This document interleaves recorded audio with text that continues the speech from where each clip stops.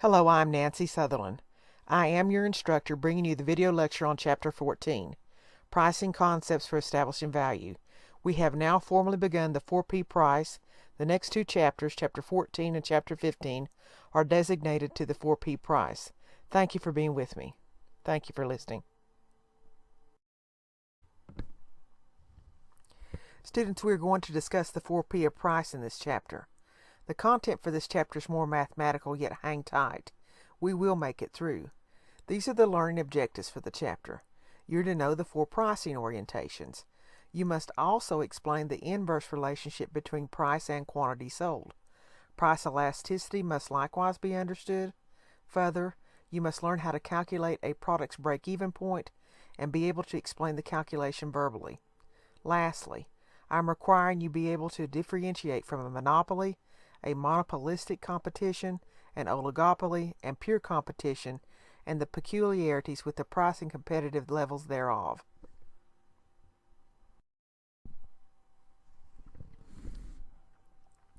This chapter's focus is upon the monetary amount that is set for the good or service to be exchanged for, in other words, the price.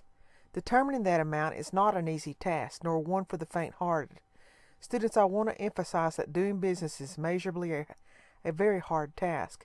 Thus, determining the correct price for a good or service is not merely a function of adding up the cost of production or manufacturing it and then tacking on a % markup per profit, but is a strategic task involving 5 core components of pricing. The core components are the consideration of the competition, the cost of manufacturing the product, the company's strategic objectives, the customer's reaction to different prices and the subsequent quantity purchase, and the other channel members and the pressure that they exert upon pricing.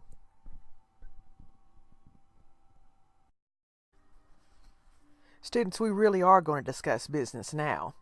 Different companies embrace different goals. This difference affects the pricing strategy of a business. There are 4 different pricing strategies. A profit-oriented is when a firm requires all products contribute to a particular profit goal.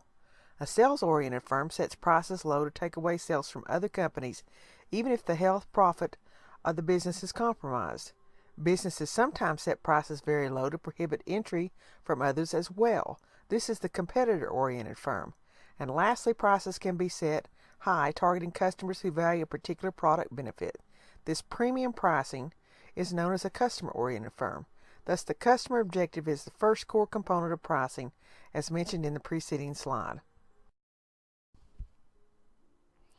What are the 5 critical components of pricing? The 5 critical components of pricing are company objectives, as we've discussed, customers, cost, competition, and channel members. Number 2, list the 4 types of company objectives.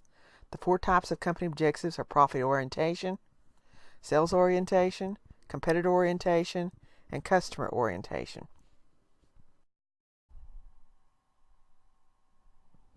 Students, I love this graph. Please note that this is a linear demand curve versus a curvilinear demand curve. This is the typical demand curve that is drawn to the left. This graph depicts the inverse relationship of the demand curve. This is economics, in which we see definitively the statement that I want you to hold on to and to memorize. When price goes up, the quantity demanded goes down. Likewise, when price goes down, the quantity demanded goes up. Similarly, the evaluation further is distinct in that it is movement up and down the demand curve versus a movement of the demand curve. We have stated quantity demanded versus an increase or decrease in demand. This is critical to understand because an increase in income can cause a shift of the demand curve to the right. Lastly, the quantity 1 is an increase in quantity demand from quantity 2 because of a price reduction from $15 to $10. This is the core statement of memory that I said I want to memorize, stated with the numerics in the graph. Thank you for hanging with me. If you have any questions on this, I want you to ask me. This is core knowledge to a marketing and economics class, and I want it mastered. Thanks again. Not all products follow the downward sloping demand curve, however. Some follow a demand curve that looks like this. This is the curvilinear demand curve. The prestige product or services has an upward sloping curve until a certain point and then reverts back to a downward sloping curve. This is the curvilinear demand curve. Please note that the peak demand is the center point of the curve. Therein lies the greatest quantity at 500,000. Furthermore, a BMW is one example of a prestige product. Why do you think that the people are willing to pay a higher price for a BMW? For example, why will someone pay a higher price for a BMW than a Saturn? The reason could be that the product quality is superior, and there also are branding issues such as the esteem that the owner of the BMW has over the owner of the Saturn. Something to think about. I had told you earlier in the learning objectives that I wanted price elasticity understood. It is a very important marketing and economics concept. Price elasticity mathematically is the percentage change in quantity as the numerator over the percentage change in price as the denominator. This division yields a number. Depending on the resulting value, a price or market offering can be identified as elastic such that the market is very price sensitive, or inelastic, in which case the market cares little about the price increase or is insensitive. Therefore, if the change in price by lowering makes a substantial change in quantity demanded, then it is elastic. If the lowering of the price produces very little change in the quantity demanded, the price change is inelastic. For pricing, elasticity is thus a crucial concept.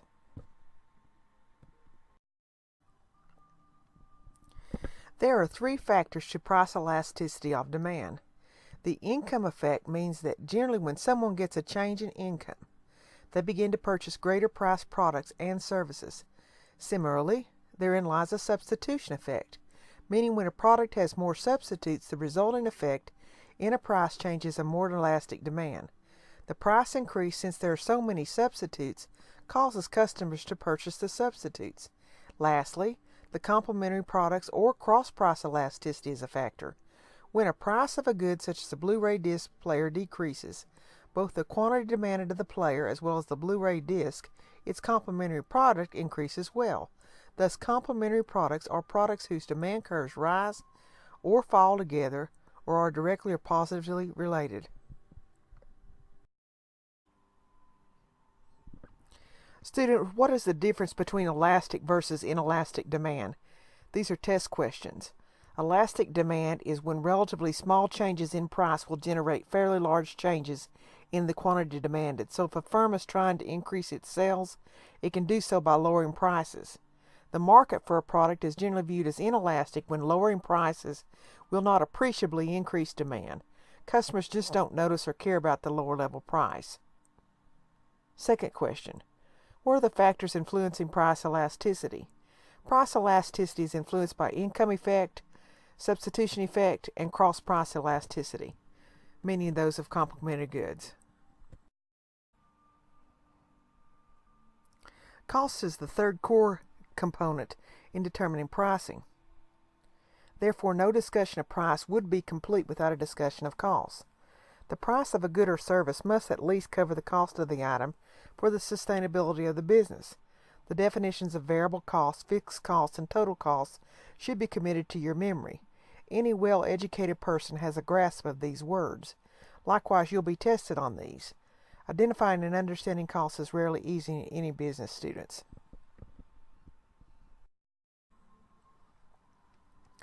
This graph represents core competency in business, students. The understanding of the break-even quantity is tantamount. The break-even quantity is succinctly the quantity at the intersection of the total cost curves and the total revenue curve. Find that point graphically. It is at 2,500 rooms where total revenue is $125,000 and total costs are $125,000.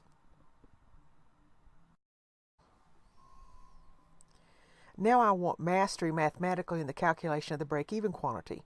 The break-even quantity is the ratio of the fixed cost to the contribution margin, which is defined as the selling unit price minus the variable cost per unit. Furthermore, profit represents the difference between the total cost and the total revenue, with total revenue or sales equal to the selling price of each unit sold times the number of units sold. Thus, profit can indicate how much money the firm is making or losing at a single period of time, but it cannot tell managers how many units a firm must produce and sell before it stops losing money or at least breaks even. Only a break-even analysis can tell managers that quantity.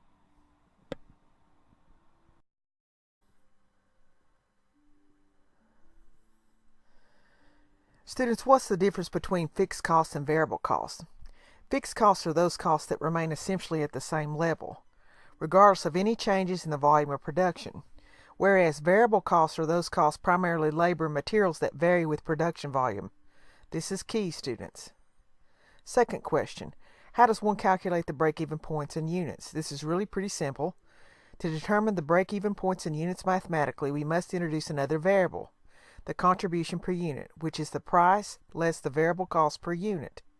Therefore, the break-even quantity equals fixed costs divided by the contribution per unit.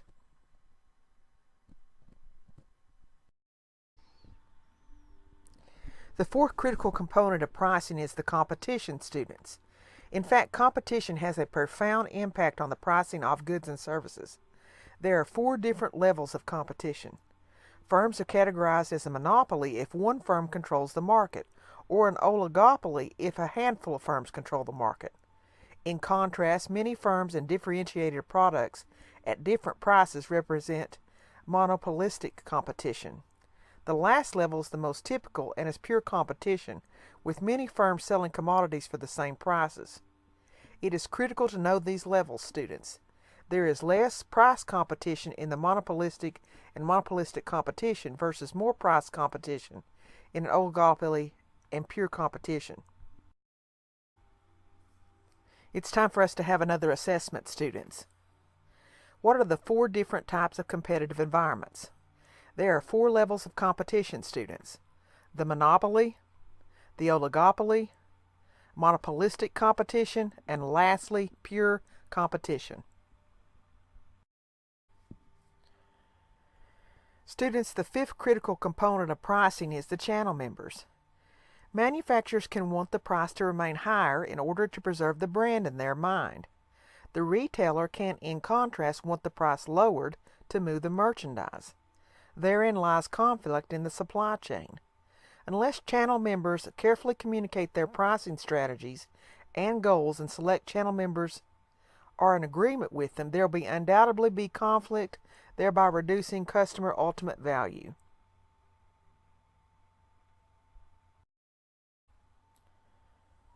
Thank you, students, for listening to my words. I further ask you to view the next slides as they are vocabulary needed to continually build your marketing vocabulary. The next chapter up for discussion is Chapter 15. Thank you much. Warmest regards, Nancy Southerland.